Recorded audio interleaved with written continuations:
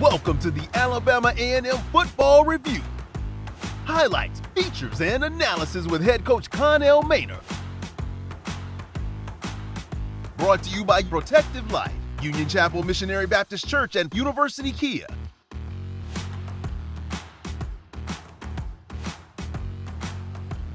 Good evening and welcome to the Alabama A&M Football Review with head coach Connell Maynor.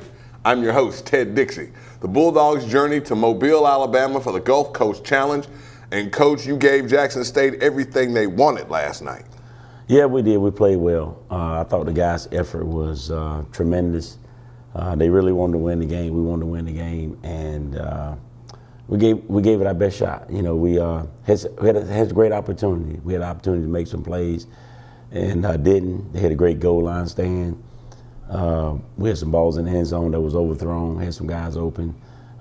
We fumbled the ball twice. We threw 2 interceptions. With all that said, we still had the opportunity to win the game. Defense played tremendous, and it gave us a chance to win. They kept us in the game, gave us a chance to win. We muffed the snap and had a field goal block.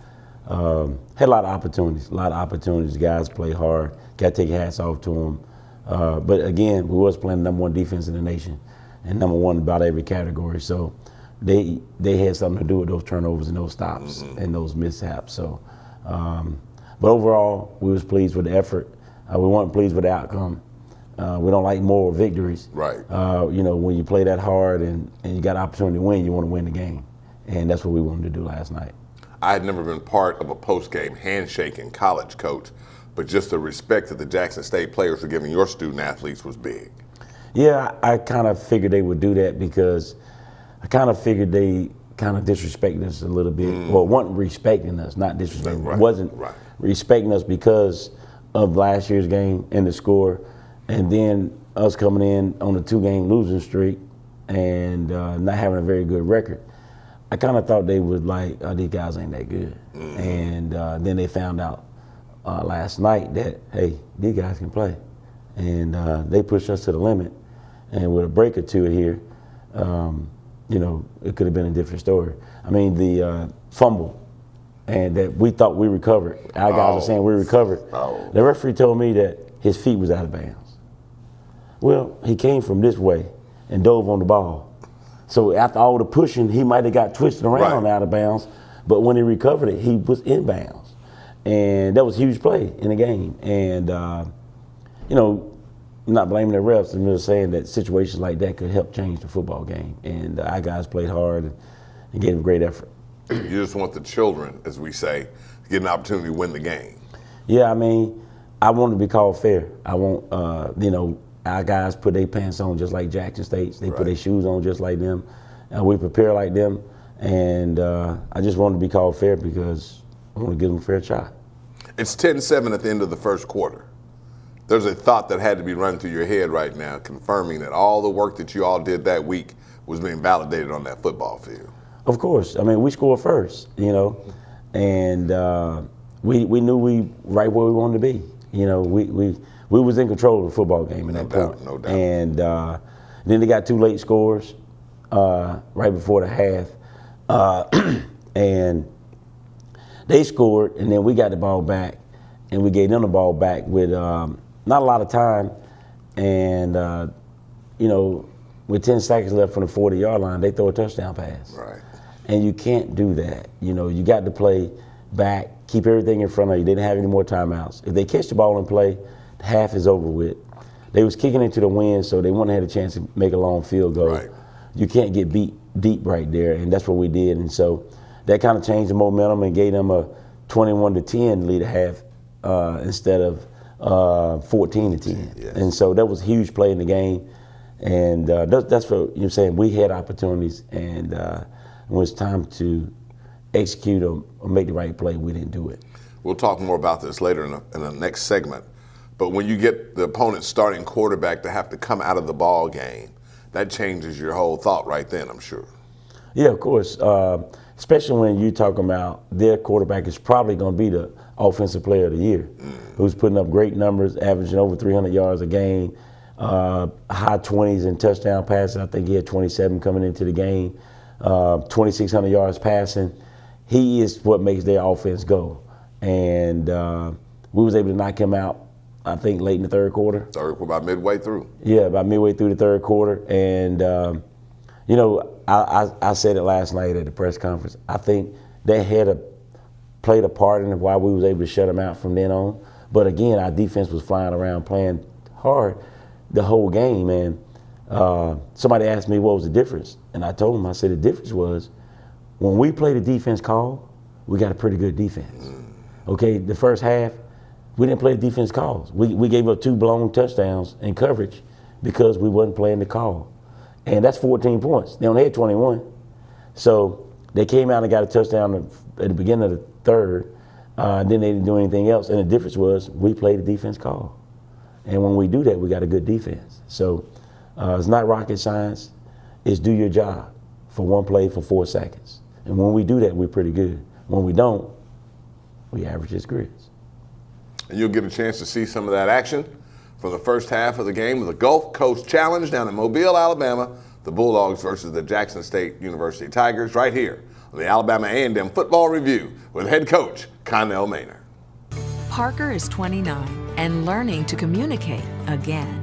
The students teaching him earn a degree with 100% job placement. But the real reward is changing a life.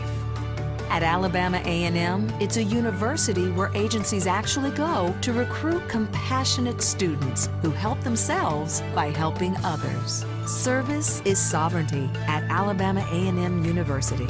Start here, go anywhere. Companies hunger for our food scientists. Here, a new generation manages our cities of tomorrow. The discovery of hardier plants, healthier animals, is growing at our research station, Alabama A&M University, where new designs and ideas are put to the test. Be a researcher in our labs or a forestry fire dog in our fields. Alabama A&M University. Start here, go anywhere. Don't get hit hard by low trade offers. Get up to $5,000 over Kelley Blue Book fair market value for any trade at University Kia. Check out our large selection of new Kias. University Kia proudly supports Alabama A&M University football. Go Bulldogs! Bulldog fans, the Alabama A&M Athletics Department is calling on you to help our student athletes. The Bulldog Strong Fund focuses on our student athletes by encouraging competition. During this global pandemic, competitive excellence takes on a new definition for our Bulldogs. This fund enhances our efforts to ensure our athletic department can service each team to become a prominent national competitor in all aspects of NCAA Division I athletics. Donation to the Bulldog Strong Fund will be used to cover student athletic scholarships, supporting recruiting efforts, and creating additional health and wellness initiatives. We're under tough and challenging times, but with your support, the Bulldog Strong Fund will thrive. Donations of all sizes make a huge difference and are greatly appreciated. Visit amusports.com to learn more about the Bulldog Strong Fund and how you can donate now. Thank you in advance for your continued support of Alabama A&M athletics and our student athletes. Go Bulldogs! Union Chapel Missionary Baptist Church, a church with a big heart of love. Located at 315 Winchester Road in Huntsville, Alabama. Under the leadership of Dr. O. Wendell Davis. The worship services begin at 7:45 a.m. and 10:45 a.m. every Sunday. Now, we pray that you are blessed by our worship experience. Hello, I'm Pastor Troy. The game of football is a lot like the game of life. You have to tackle your problems and block your fears. I just want you to know there is victory in Jesus. I want to invite you to worship with us at one of our anointed services at our Huntsville campus or our Madison campus. At the Fellowship of Faith, Jesus is exalted and the word is explained. We love Alabama A&M. Go Bulldogs! Darryl brings new energy to the power plant. Julian's accounting is by the numbers. They're student interns from the College of Business and Public Affairs at Alabama A&M University, where marketing class connects with the community and companies come to recruit. So while Kyle strengthens his managerial skills, he's earning a business degree. and experience at Alabama A&M University. Start here, go anywhere. In golf, if you make a mistake, there is a mulligan. Well, in God, if you make a mistake, there is mercy. Aren't you glad God has mercy for your mistakes? Hello, I am PT, Pastor Troy. I want to invite you to come and worship with us at the Fellowship of Faith, where Jesus is exalted and the Word is explained. We love Alabama A&M. Go Bulldogs.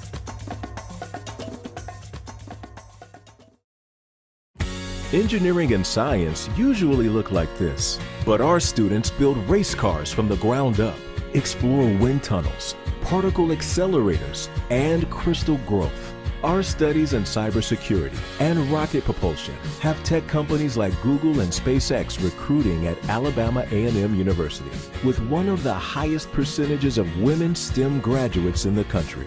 Alabama A&M University. Start here, go anywhere. Thank you for watching the Alabama A&M Football Review with head coach Connell Maynor. I'm your host, Ted Dixie. Coach, there had to be tons of distractions in this football game. If you're on campus playing a game, we don't have second line parades, we don't have luncheons, we just get to focus on the game. You had to keep your student athletes' attention through all that activity. Yeah, it was tough, but you know, when you're playing a challenge, Gulf Coast Challenge, you want to be accommodating to the committee and all the events they set up. They work so hard year round to get everything set up and have stuff prepared. And so if they ask you to do something, you want to be accommodating and try to do it. You know, Friday night, we had to go to a parade at 6 o'clock. Right. You know, it wasn't very long. We was out there 30 minutes. It takes you a minute to get everybody together and then to move there and then get back. Yeah, well, you know, we had to meet at 6:30, expecting to go down at 5:30, expecting to be out, leave at 5:45, and then get started at about 6:15. And, you know, it is what it is. You know, it's part of the deal when you're playing these classics and bowl games and things of that nature. So just got to stay focused, understand that what you're there for. And I thought we did that. I thought we was able to stay focused. I thought our guys was ready to play. I thought they came out sharp, ready to go, no setbacks. We just didn't make the plays down the stretch. My partner Craig liked to say when we walked into the stadium, he's like, man, this is like the Magic City Classic all over again. You like to play in crowds, in front of crowds like that every week. I would love it. I would love it. That's what it's all about. The atmosphere, HBCU, SWAC football, the attendance, the tailgating. It's what it's about. That's what you want. You get excited to play as a player when you see all these people are there to see you play. Then the stands are packed, and you just go out and ball and do your job and play hard. And you got the bands, both bands was there. Oh, yes, playing, and the cheerleaders was there. We run through the cheerleaders when we come out. And so all of that matters. All of that matters that all those people are there doing their jobs so we can try to do our job at the end of the day and win the football game. And so it was just a great event, great atmosphere. Again, the parking lots were full with tailgaters. Oh, terrible. It took us, 20 minutes to park. And, luckily we were left a little early. I was expecting that because the hotel was right around the corner. Right. And we want to get to the game 2 hours and a half before. And we actually left 3 hours before, and it wound up being perfect because it took us 20 minutes to park. So, again, another distraction that could have been a distraction if we leave at the regular time. But I kind of was prepared for understanding that if we got there a few minutes early, it'd be okay. But if we left and it hit the traffic, we'd get there right on time, and that's what happened. So, again, the guys was ready. We didn't have any distractions. They came out, played hard, played well early, and played well late. We just didn't finish. I'm going to go out here and make this statement. I expected you to outcoach Coach Sanders yesterday, and I believe you did that. Well, we had a good game plan on both sides of the ball. Coach Boulware did a great job defensively. Coach Taylor always does a great job, did a great job again Saturday night. But at the end of the day, we always tell the guys, we can't play. We can't make any tackles. We can't throw any balls. We can't get any interception. We can't cover anybody. Y'all have to do that. And so we're only going to be as good as you. We're going to only give you the game plan, have you prepared, then you got to go out and execute it. And so we had great game plans, and we executed them for the most part. We had a couple of blemishes on defense that allowed scores, and then we had a couple of blemishes on offense that didn't allow scores. So when you put it all together, you get a 27-13, hard-played game, great football game for the SWAC and HBCU, national televised game, and that was it. We'll take that. Now, you get a chance to see some more of those game highlights we're talking about, and we hope to show you a sequence of events that shows you what Coach Maynor thought about and how he kept his team motivated, interested folks, and almost ready to pull one out on Saturday night when we come back on the Alabama A&M Football Review with head coach Connell Maynor. Parker is 29 and learning to communicate again. The students teaching him earn a degree with 100% job placement. But the real reward is changing a life. At Alabama A&M, it's a university where agencies actually go to recruit compassionate students who help themselves by helping others. Service is sovereignty at Alabama A&M University. Start here, go anywhere. Companies hunger for our food scientists. Here, a new generation manages our cities of tomorrow. The discovery of hardier plants, healthier animals, is growing at our research station, Alabama A&M University, where new designs and ideas are put to the test. Be a researcher in our labs or a forestry fire dog in our fields. Alabama A&M University. Start here, go anywhere. Bulldog fans, the Alabama A&M Athletics Department is calling on you to help our student athletes. The Bulldog Strong Fund focuses on our student athletes by encouraging competition. During this global pandemic, competitive excellence takes on a new definition for our Bulldogs.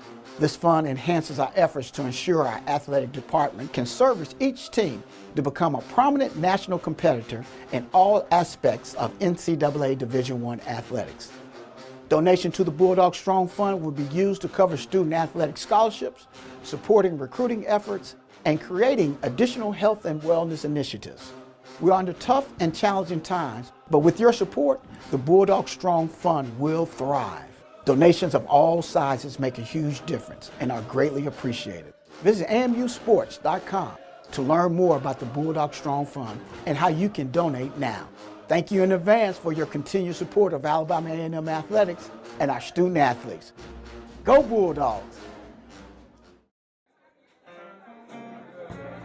Union Chapel Missionary Baptist Church, a church with a big heart of love. Located at 315 Winchester Road in Huntsville, Alabama.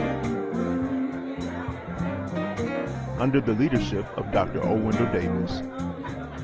The worship services begin at 7:45 a.m. and 10:45 a.m. every Sunday. Now, we pray that you are blessed by our worship experience. Hello, I'm Pastor Troy. The game of football is a lot like the game of life. You have to tackle your problems and block your fears. I just want you to know there is victory in Jesus. I want to invite you to worship with us at one of our anointed services at our Huntsville campus or our Madison campus. At the Fellowship of Faith, Jesus is exalted and the word is explained. We love Alabama A&M. Go Bulldogs! Darryl brings new energy to the power plant. Julian's accounting is by the numbers. They're student interns from the College of Business and Public Affairs at Alabama A&M University, where marketing class connects with the community and companies come to recruit. So while Kyle strengthens his managerial skills, he's earning a business degree and experience at Alabama A&M University. Start here, go anywhere. In golf, if you make a mistake, there is a mulligan. Well, in God, if you make a mistake, there is mercy. Aren't you glad God has mercy for your mistakes? Hello, I am PT, Pastor Troy. I want to invite you to come and worship with us at the Fellowship of Faith, where Jesus is exalted and the word is explained. We love Alabama A&M. Go Bulldogs!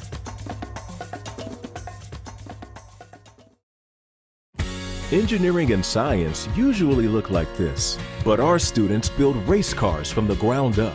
Explore wind tunnels, particle accelerators, and crystal growth. Our studies in cybersecurity and rocket propulsion have tech companies like Google and SpaceX recruiting at Alabama A&M University, with one of the highest percentages of women STEM graduates in the country. Alabama A&M University. Start here, go anywhere. Again, thank you for watching the Alabama A&M Football Review with head coach Connell Maynor. I'm your host, Ted Dixie. Coach, you walk into the stadium, you make it through the parking lot, you get onto the field, someone's going to want to ask how the game ended. How was your handshake with Coach Sanders? Oh, it was good. It was good. He came out, we shook, gave a little hug, and I just told him he was doing a great job, and continue to do that and go get that W this year in the Celebration Bowl. Yes, sir. The MEAC has been dominating that game. And I told him I'd be there to support him because I'm going to be there to support the SWAC. I was there last year. They weren't able to pull it off. So I'll be there again. I'm going to be there every year, either coaching in it or supporting the team that's playing in it. And yes, sir. To be honest with you, I haven't seen a lot of the other SWAC coaches at the Celebration Bowl. And I think every head coach should be there representing our conference. If you was playing, you would want somebody there supporting you. So we need to all go support Jackson State and Deion Sanders if they make it, or whoever wins the SWAC championship, whatever coach wins it, we need to be there supporting those guys. And just a quick word about that, even though Jackson State clinched the Eastern Division, the West is still under review, we might say. Right, that's why I said whoever wins it, because we know Jackson going to represent our side.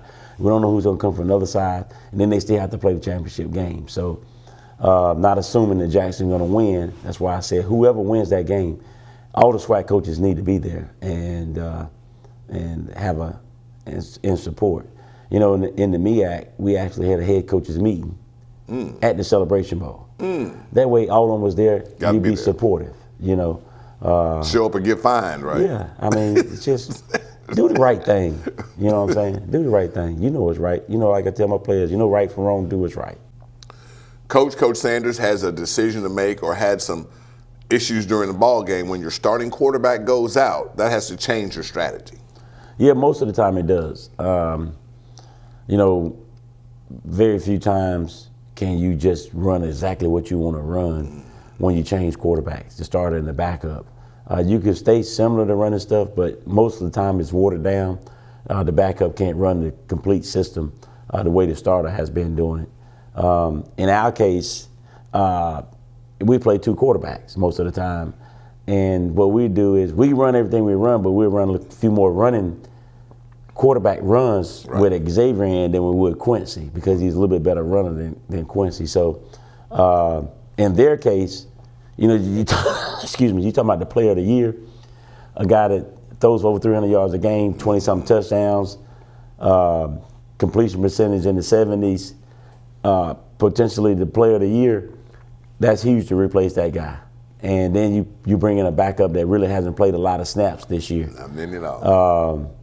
And then now you depend on him to probably manage the game, and you put it on your defensive back, which is number one in the nation. That always helps when you got that defense. So he can still play it tight to the vest and rely on his defense to win games. But when I was coaching at Winston-Salem State and I had a quarterback like Shadur that threw for 43 touchdowns and 3,500 yards.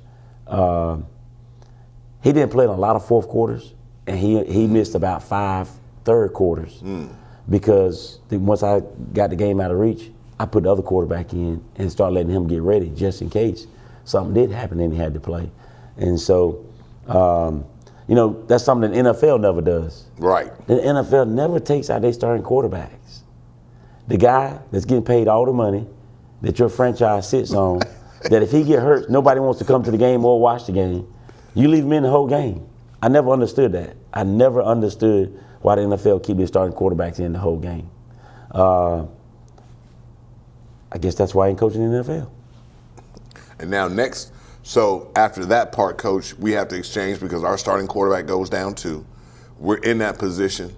But it seems in the fourth quarter, the game is sitting right there for us. We just got to take it off the table. Yeah, we had some opportunities, man. The the turnover on downs, on fourth down, we couldn't get it. We tried to run the ball there with our half set, and we didn't get the push. We didn't get the push we needed, and they was able to stop us. Again, hats off to those guys for bearing their necks on the goal line and not letting us get that yard to get that first down. Because we get a first down, they'll get first and goal from the 5. We're probably going to get in for the touchdown. Mm-hmm. You want to think we would. Then we had a little sluggo there on the goal line, and we had the guy beat, and our receiver stumbled and fell. So we just had it right there. Then we had a couple throws in the end zone that looked like we had opportunities to score, and what could have been a pass interference, and we didn't catch over. We didn't get the pass interference call.